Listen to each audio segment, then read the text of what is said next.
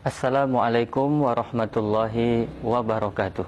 Alhamdulillah, Allahumma salli wa sallim wa barik ala Sayyidina Muhammad ibni Abdillah wa ala alihi wa sahbihi wa man tabi'ahu bi ihsanin ila yaumil qiyamah, amma ba'du.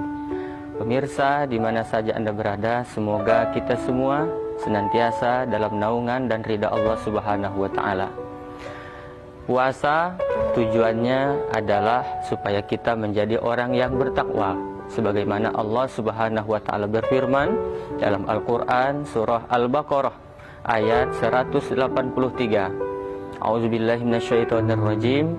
Ya ayyuhalladzina amanu kutiba alaikumusiyam kama kutiba alal ladzina min qablikum la'allakum tattaqun. Wahai orang-orang yang beriman, telah diwajibkan atas kalian berpuasa sebagaimana telah diwajibkan atas orang-orang sebelum kamu agar kamu bertakwa. Jadi tujuan puasa itu adalah bertakwa. Apa takwa itu? Secara bahasa, takwa diartikan adalah takut. Takut. Kalau ada orang takut kepada hantu, tentu dia tidak mau berjumpa dengan hantu. Kalau dia takut kepada anjing misalkan, maka dia tentu tidak mau bertemu dengan anjing. Tapi kalau orang takut kepada Allah, malah dia tidak mau bertemu dengan Allah, maka sesungguhnya itulah orang yang paling berani. Nah, takut kepada Allah itu artinya takut semakin dia mendekatkan diri kepada Allah Subhanahu wa taala. Jadi tidak sama takut kepada Allah dengan takut kepada makhluknya yang lain. Itu secara bahasa. Nah, kalau secara istilah kita sering dengar biasanya di dalam khutbah Jumat, takwa itu adalah melaksanakan segala apa yang Allah perintahkan dan meninggalkan sejauh-jauhnya segala apapun yang dilarang oleh Allah Subhanahu wa taala. Tetapi kali ini saya akan menjelaskan apa itu takwa dari seorang ulama, dari Imam Busiri, yang mengartikan takwa itu diwakili oleh huruf-hurufnya yang terdiri dari ta, qaf, waw, dan ya. Ada 4 huruf. Maka orang yang melaksanakan 4 huruf ini, maka sesungguhnya dia adalah termasuk orang yang bertakwa. Yang pertama adalah huruf ta. Apa ta itu? Yaitu tawadu. Tawadu artinya rendah hati, bukan rendah diri, rendah hati. Tawadu, tidak sombong. Maka sesungguhnya dengan ibadah puasa ini membuat kita tidak sombong. Apa yang mau kita sombongkan? Baru sehari tidak tersentuh makan dan minum, sudah lemah kita. Lalu kita membayangkan saudara-saudara kita yang hidup di kolong jembatan, mereka perlu makan, tapi bahkan 2-3 hari, bahkan berhari-hari mereka tidak makan. Kita baru setengah hari tidak tersentuh makan dan minum, kita sudah lemah. Maka apa yang mau kita sombongkan? Nah, apa biasanya yang menyebabkan orang ini menjadi sombong? Biasanya yang menyebabkan orang bisa sombong itu karena 4 faktor. Pertama, karena faktor jabatan. Apa jabatan mau kita sombongkan? Jabatan cuma sebentar, paling lama 5 tahun. Itu pun kalau tidak datang KPK. Para ASN tidak usah sombong dengan jabatannya, nanti ujung-ujungnya juga pensiun. Kalau sombong maka Allah marah, diturunkannya penyakit. Duit kita banyak tapi tidak ada yang bisa kita makan. Duit miliaran tapi yang dimakan cuma ubi rebus. Kalau kita tinggi pangkat jabatan tapi sombong, Allah marah, Allah kasih penyakit. Datang kita ke dokter, kata dokter, Pak, Bapak harus berjemur dari jam 7 sampai jam 10, kemudian keliling kompleks, tidak usah pakai sendal, tidak usah pakai sepatu, tidak usah pakai baju, keliling kompleks. Bayangkan itu, keliling kompleks tidak pakai baju, tanpa sendal, itu seperti dihinakan oleh Allah. Apa bedanya sama orang gila akhirnya? Maka kalau tinggi pangkat dan jabatan kita, jangan sombong.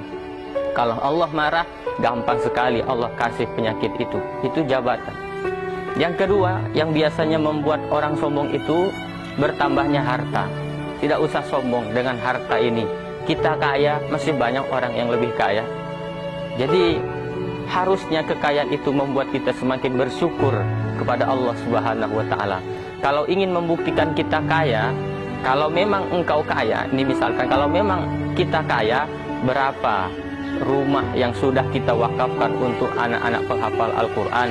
Kalau memang kita kaya, mobil kita 4, berapa yang sudah kita infakkan untuk ambulans?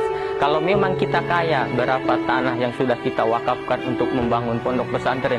Itulah orang yang kaya. Orang yang kaya itu bukan yang pamer. Kalau pamer, semuanya adalah milik Allah. Allah marah, bisa saja diambilnya, dibenamkannya harta kita. Kita belajar dari Palu, Donggala, Aceh, betapa orang yang dulunya kaya, begitu ditimpa musibah, selesai hanya dalam waktu 1 menit.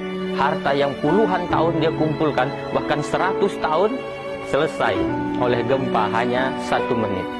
Yang ketiga, biasanya yang bisa menyebabkan orang menjadi sombong setelah tadi pangkat, jabatan, harta, kemudian yang ketiga ini adalah bertambahnya ilmu.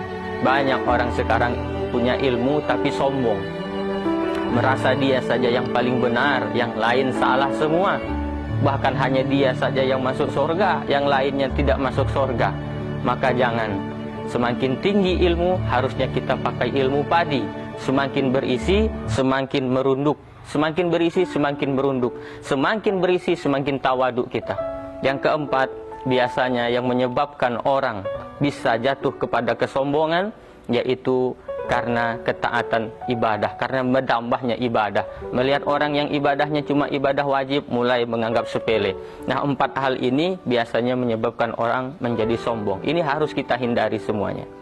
Itu yang pertama, tawadu. Yang kedua, qaf, yaitu qanaah.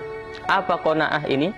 Merasa cukup dengan apa yang diberikan oleh Allah Subhanahu wa taala. Artinya, senantiasalah kita bersyukur atas apa yang diberikan oleh Allah Subhanahu wa taala. Banyak orang sekarang stres belum punya rumah, banyak orang sekarang stres karena belum bisa punya kendaraan. Padahal stresnya itu bukan karena dia tidak punya. Stresnya itu karena dia tidak mensyukuri apa yang sudah dia punya. Coba kita sekarang bersyukur. Kalau makanya Nabi berpesan, kalau dalam urusan dunia melihatnya ke bawah, tapi kalau dalam urusan akhirat melihatnya ke atas. Urusan dunia, lihat ke bawah. Kita punya mobil, ya alhamdulillah kita punya mobil. Tetangga kita cuma punya motor. Kata yang punya motor, alhamdulillah kita punya motor. Tetangga kita cuma punya sepeda. Kata yang punya sepeda, alhamdulillah bisa punya sepeda. Tetangga kita jalan kaki. Kata yang jalan kaki, alhamdulillah bisa jalan. Tetangga kita lumpuh, bertahun-tahun gak kemana-mana. Kata yang lumpuh, alhamdulillah masih hidup. Tetangga kita kemarin mati, tidak balik lagi. Nah, dalam konteks keduniaan, harusnya kita melihatnya ke bawah. Tapi kalau dalam urusan akhirat, kita harus melihatnya ke atas. Dia yang sudah tua itu rajin sholat berjamaahnya, tahajudnya pun tidak pernah tinggal. Kenapa saya yang muda tidak bisa? Nah, ini namanya mencontoh keurusan akhirat yang atas. Dia yang begitu sibuknya masih sempat sholat berjamaah di masjid. Kenapa saya yang mungkin pengangguran malah tidak bisa sholat seperti dia? Nah, jadi dalam urusan akhirat, kita mencontohnya itu ke atas, mensyukuri apa yang ada. Jadi syukuri dulu yang ada. Bahkan Nabi mengatakan kalau engkau hanya segelas cangkir, jangan coba-coba minta air seember. Untuk apa lebihnya? Maka kata Nabi, qalilun tu'addi sukrahu khairun min katirillahi tutikum. Sedikit yang kamu syukuri itu lebih baik daripada banyak, tapi kau tidak kuat membawanya. Kemudian yang ketiga, setelah taqab, yang ketiga adalah waw, yaitu waro. Waro itu apa? Menghindarkan diri dari hal-hal yang diharamkan oleh Allah Subhanahu wa taala. Minimal subhat itu harus kita hindarkan. Yang halal jelas, yang haram jelas. Nah, yang tengah-tengah ini antara halal dan haram namanya subhat. Itu pun kata Nabi, kalau kau mau aman, tinggalkan. Ini halal apa haram? Kalau kau mau aman, tinggalkan, kata Nabi. Tinggalkan saja. Nah, yang jelas haramnya ini yang harus kita hindarkan. Karena kalau kita memakan harta yang haram, banyak konsekuensi yang harus kita terima. Satu, orang yang makan haram, nanti di akhirat akan dibangkitkan oleh Allah dalam keadaan seperti orang yang kesetanan. Yang ketiga, orang yang makan haram tidak dikabulkan doanya oleh Allah Subhanahu wa taala. Biar berlinang air mata darah berdoa di depan Ka'bah, tapi makan haram tidak dikabulkan doanya oleh Allah. Yang ketiga, konsekuensi makan haram adalah menimbulkan sikap keras kepada orang yang memakannya. Maka kalau ada anak kita susah disuruh sholat, susah disuruh baca Quran, susah disuruh belajar ngaji, maka sesungguhnya periksalah makanannya. Jangan-jangan selama ini makanan yang kita berikan adalah makanan yang diharamkan oleh Allah Subhanahu wa taala. Maka orang yang bertakwa, dia meninggalkan perbuatan-perbuatan yang diharamkan oleh Allah Subhanahu wa taala. Yang ketiga, yang keempat, yang terakhir, takwa yaitu huruf ya. Ya artinya yakin. Yakin kepada Allah Subhanahu wa taala. Yakin bahwa rezeki itu Allah yang mengatur. Rezeki yang sudah Allah takdirkan untuk kita, jangankan diambil orang, tertukar saja tidak. Maka oleh karena itu, jangan risaukan rezeki yang belum ada, tapi risaulah kalau belum bisa mensyukuri rezeki yang ada. Itulah penjelasan dari Imam Busiri terkait dengan definisi takwa itu.